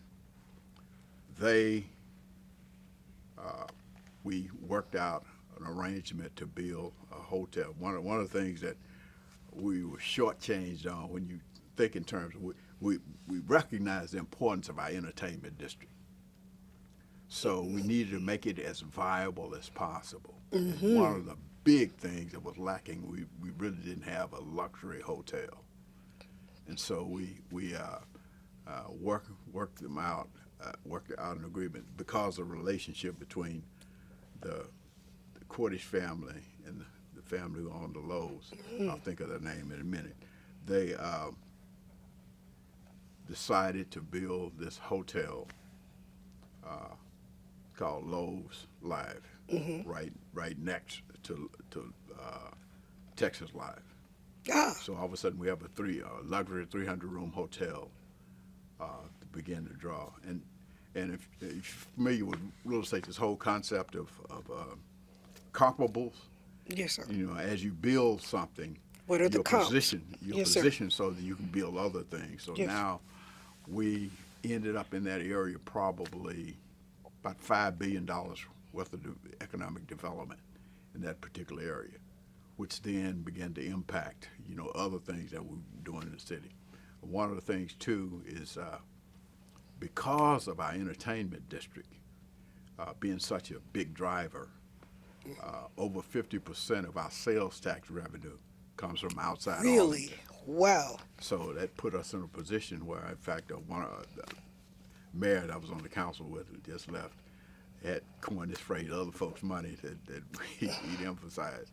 And what that did it put us in a position where we were able to do many more things in the way of services for our city that normally you'd have to charge the residential taxpayer.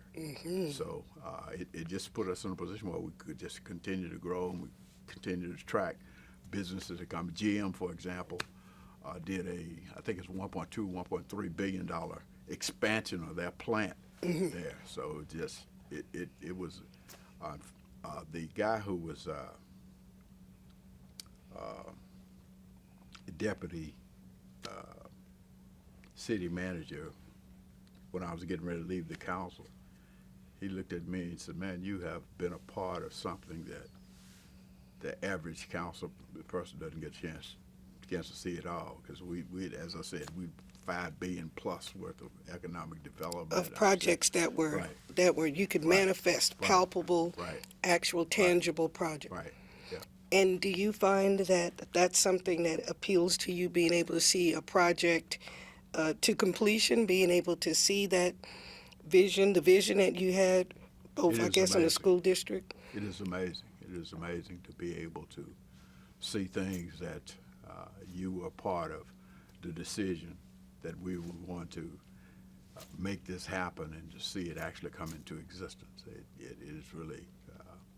Now, do you think that having had the background that you had, specifically from UT, the math and the business background, allowed you to a perspective of being able to look at these plans and contracts and these bids maybe with a different kind of an eye? Yeah, like I was on the Economic Development Committee, and basically all projects had to fund through there. You're able to analyze the pros and cons, the benefits, the cost, the return we'd have on those. One of the other things you mentioned is city budgets. Yes, sir. Because of the background, we're able to read and see where we're spending our money, and ask questions about whether that's legitimate or whether we should best use of reallocate. funds. Yeah. Yes, sir. Yeah. So. And do you think that as you had to present yourself, as elected officials do, it's that branding in the way that you guys are doing the city, it's part of your story, I would think, is it your education, your background, being able to say what you did, what you studied, both I guess professionally and spiritually. And as that happens, tell me a little bit about what's going on as you're doing this. You're creating more profile. Tell us about the Glaspie family life. You've got 2 kids that are now growing up, coming out of these schools. Where did they end up going to school? And tell us a little bit about your children. We actually had a third one. Your family. Oh, I'm sorry, 3. I didn't mean to leave one out. No. I'm sorry. Well, our daughter actually came to UT. And really? Okay. Finished in, what is that, aerospace engineering. Really? About what year was that, Mr. Glaspie? She finished in, I think, 99. So now you've got a legacy alum in the house. Right. Yeah. That's a long way from East Texas, right? Yep. And my boys are a little different. They started school, but they decided they didn't want to finish. But both of them have been very productive in fact, of all things, in hospitality industry. This is in Arlington? Yeah, they're both managers of. It's a good place for it. Yep. And tell us a little bit about what your wife was doing at this time. When she signed on to the Glaspie project, she didn't know probably that she would be in this high-profile kind of a situation.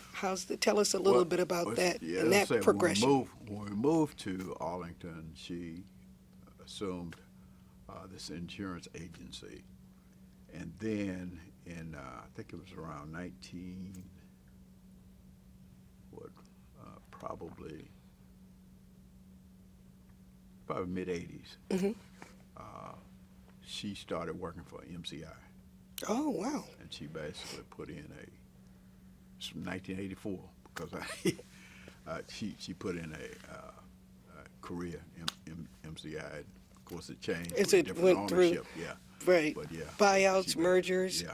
So she was in telecom. Yeah, she was in telecom. On the business side of yes, telecom? she was on the business side. Wow. Yeah. And so when did you said she retired about what year? She retired in 2014. Oh, okay. And so what was it then? The subsidiary, what was It was GT, Verizon. Verizon? Yeah, Okay, yeah, because yeah. yes, sir. Right down the road in Irving is they're based. That's right. That's right. And so she had this corollary sort of career in the corollary career there on the business side. Your kids are grown. Tell us a little about when you're coming out of your city council term and you say to her, I got an idea for what I'm going to do next. Or did people ask you what you want to do next? Did you feel another call?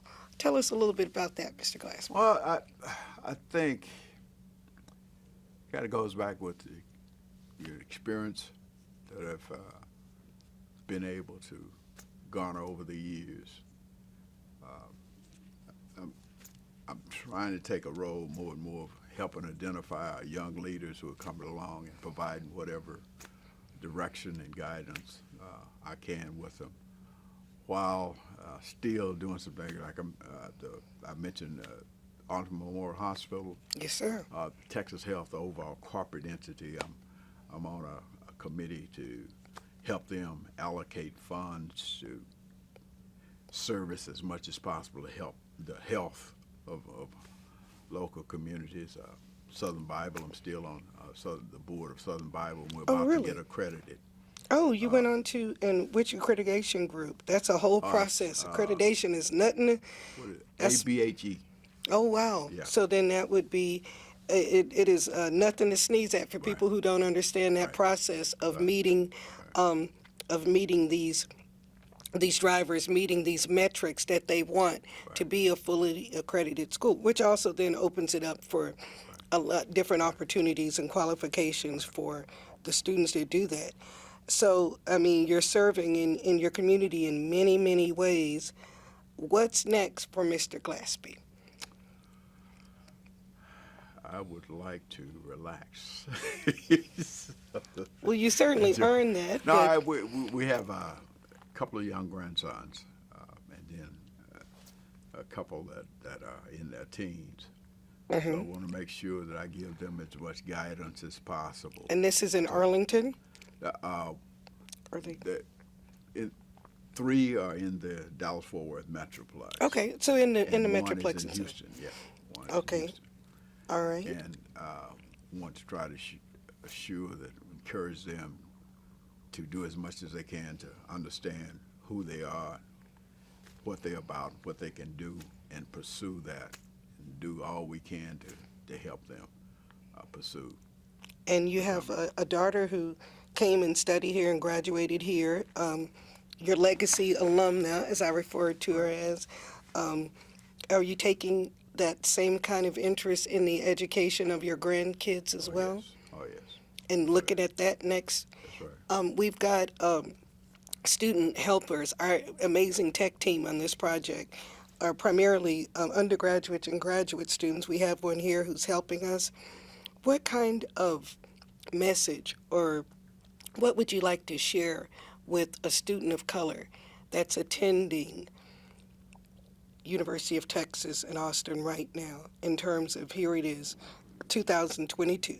What kinds of message would you like to share with them, if any, if you don't mind?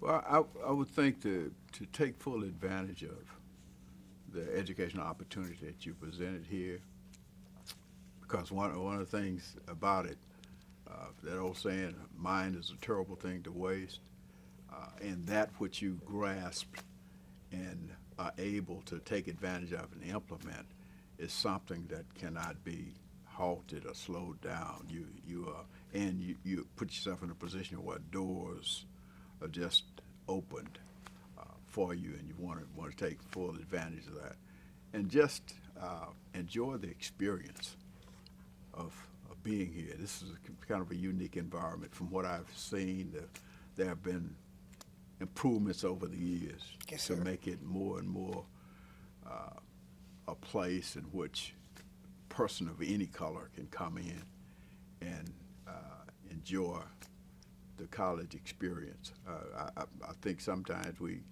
do one or the other. We spend too much time focusing on the social side of it, or too much time just focusing on our academics. But I think there's a balance because Sure.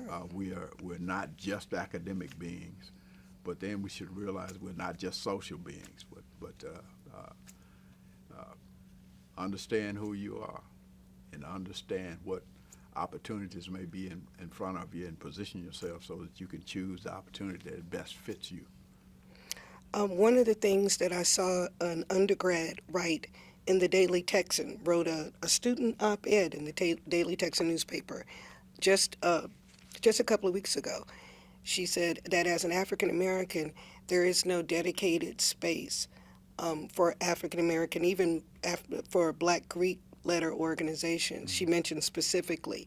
And it's ironic because when I was reading about the precursors, I started reading about those concerns, and those were the concerns in the 60s and 70s. Here we have 2022, and we have students sort of asking for that same thing.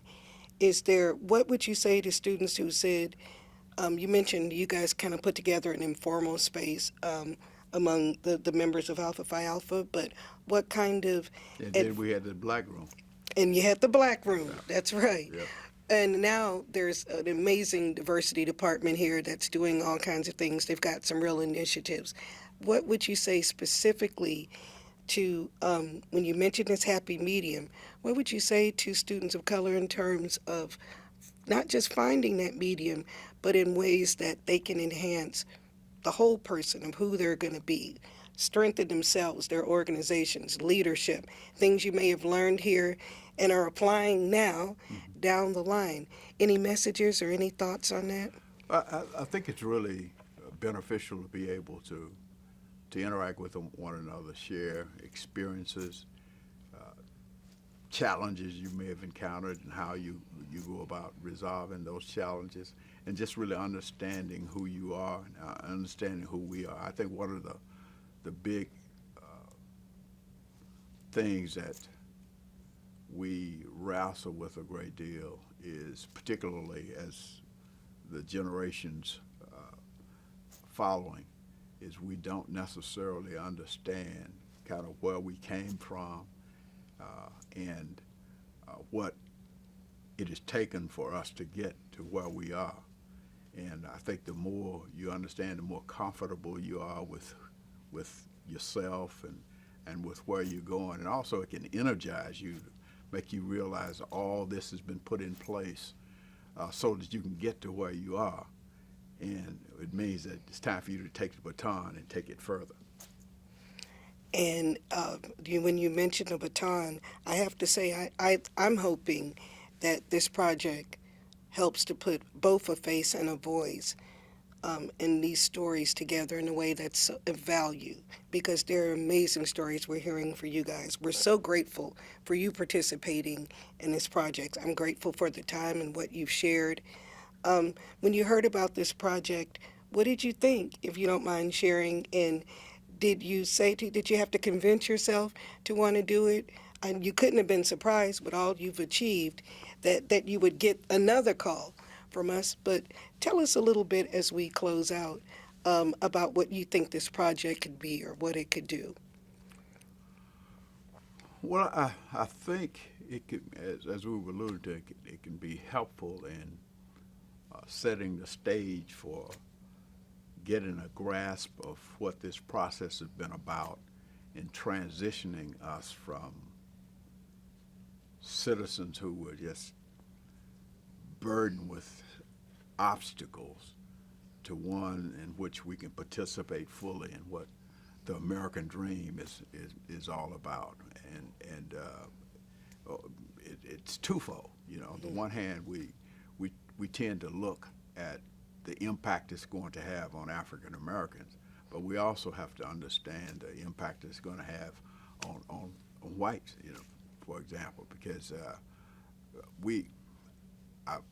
one of the things that I've reflected on personally is I think we lose sight And we talk about it kind of on the side, but I think we lose sight of the psychological, mental, whatever you want to have, impact that our past has had on both groups. And until we understand that and begin to think through how we can get beyond our preconceived prejudices that we have, we're going to continue to stumble. And so it's just imperative for us to be in a position where we really can look at each other eye to eye versus us others tending to look down at us. I hope that your words and the words of your colleagues will allow this project to further that goal. That's what I'm certainly hoping. Thank you so much for your time, Michael Glaspie. And you also brought some great materials that are going to be a good complement, some visuals to your time here and beyond. So thank you for your time. And if there's anything else, sir, we really appreciate you sharing your stories. I knew there were going to be some good ones, and there were. I guess the only thing you had asked me when we were doing the pre-interview, I guess the proudest thing Yes, sir. I am, and that's that stadium being named after me, because my family will be seen.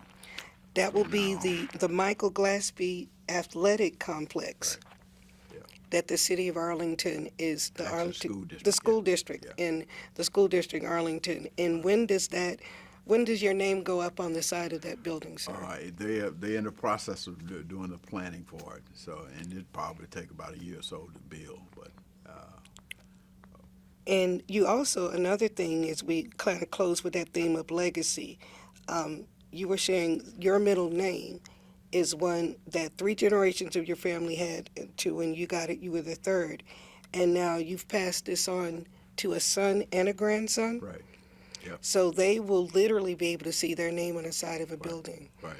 Do you think, growing up in East Texas, did you have that? Did you think that day would come? You knew you were going to do something great? You didn't know what. You didn't know how. When I was growing up in East Texas, our biggest concern was enjoying life, but not embarrassing my parents. So, Well, you most certainly did not do that. You got to admit they would be pretty proud of what you've done, just as you're proud of your kids and their successes, and now your grandkids coming up. Thank you, Mr. Glaspie. Thank you. I appreciate it.